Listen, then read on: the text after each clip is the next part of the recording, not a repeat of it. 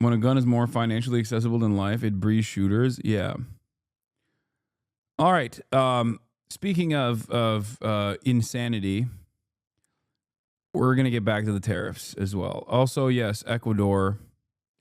I'll talk about that briefly as well. I told you to watch this space with Ecuador, and some seemingly very interesting election results have come out from Ecuador.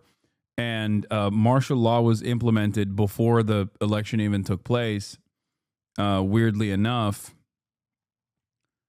Of course, no one will talk about it in, I think, Western media because, you know, the guy is right-wing and pro-Trump and wanted and works with Eric Prince, as a matter of fact. So very cool stuff happening on that part in that part of the world as well.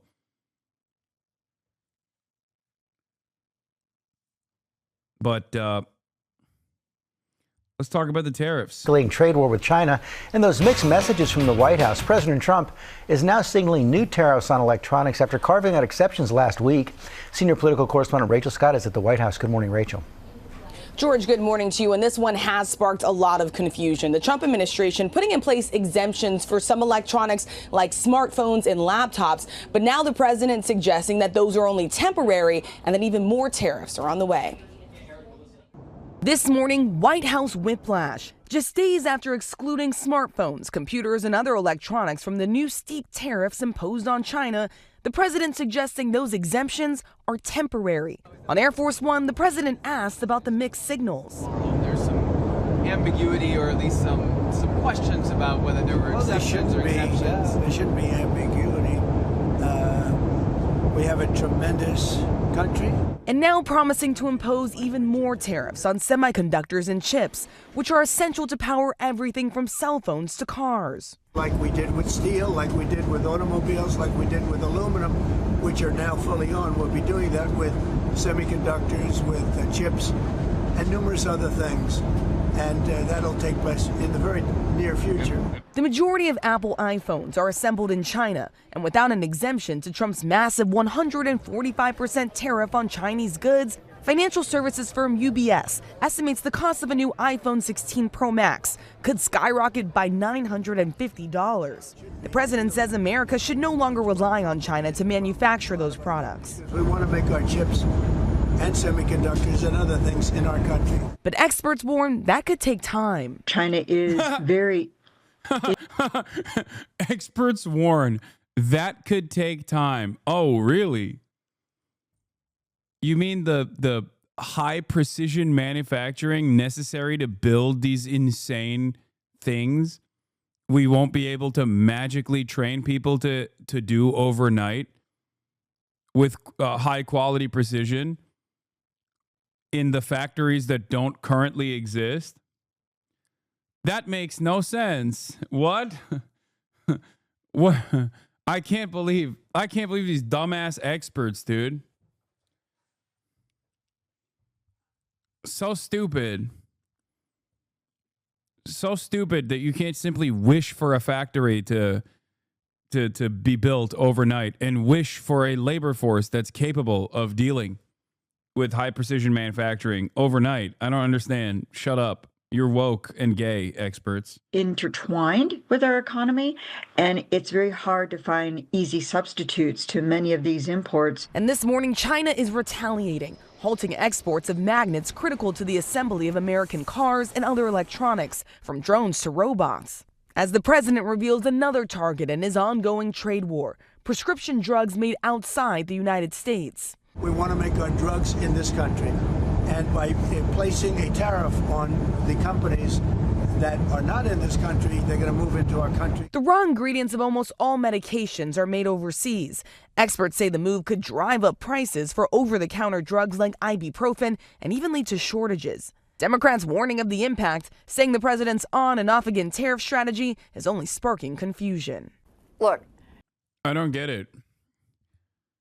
I'm a person with $2 billion in my bank account due to all of the subscriptions that you guys have given me.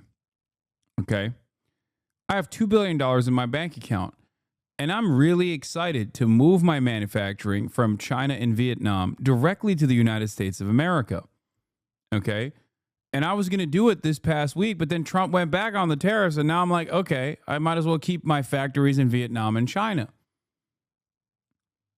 Okay?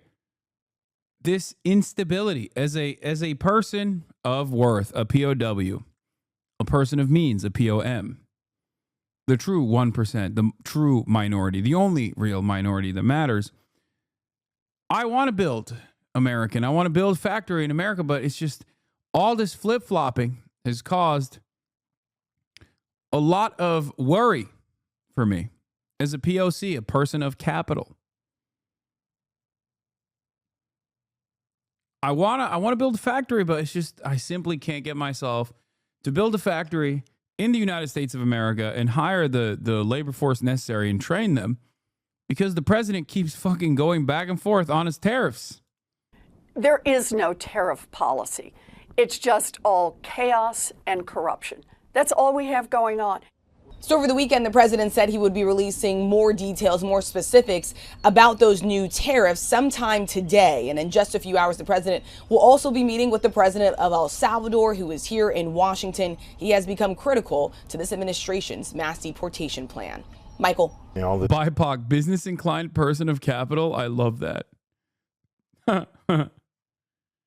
This has been really confusing. Rachel, thank you for that. We got our chief White House correspondent, Ray Bruce, who's here in the studio with us this morning. Hard to keep up with all the changes on this tariff policy. Yeah, it certainly is. There's a lot of whiplash here. And look, the president is trying to have it both ways. On one hand, he says he's willing to show a certain flexibility, but at the same time, the White House is pushing back hard against any notion that he is blinking with China. They are scrambling now to explain this shift. His top aides are flooding the airwaves, saying these exemptions for electronics from the steepest tariffs are only temporary. Some saying this was the plan all along, even though we know for weeks they said there would be no such carve-outs. The president himself even going so far yesterday to say there was no exemption for electronics, which simply is not true. Late Friday night. So which one is it? Do we know? Are there exemptions or are there not exemptions? Because I don't think there's a single person that you can trust with these statements.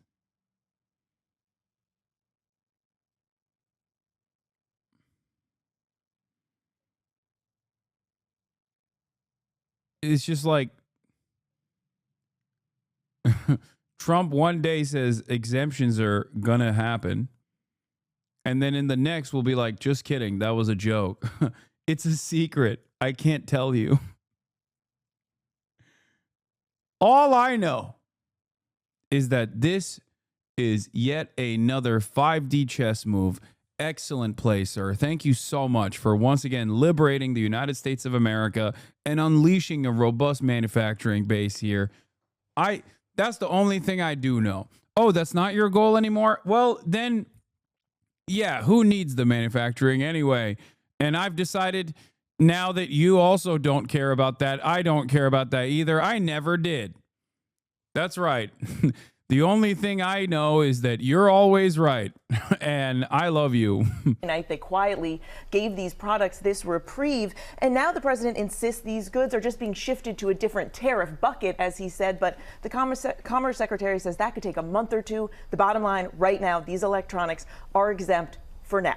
And lots of uncertainty for the businesses having to deal with this. Meantime, they're trying to get all these other trade deals done in the next 90 days. How realistic is that? Look, they insist they can get this done in just 90 days, but it's a real steep climb. I mean, we know right now of at least a handful of countries that are in active negotiations. They say roughly 130 have come calling and are now in discussions to somehow strike a deal. But remember the last time the president negotiated a major trade deal with Mexico and Canada in his first term? That took years to fully come to fruition. And the president says when they come to the end of these 90 days, he's going to put those sweeping so-called reciprocal tariffs back in place. And Georgie has warned that there will be transition costs for Americans in the meantime.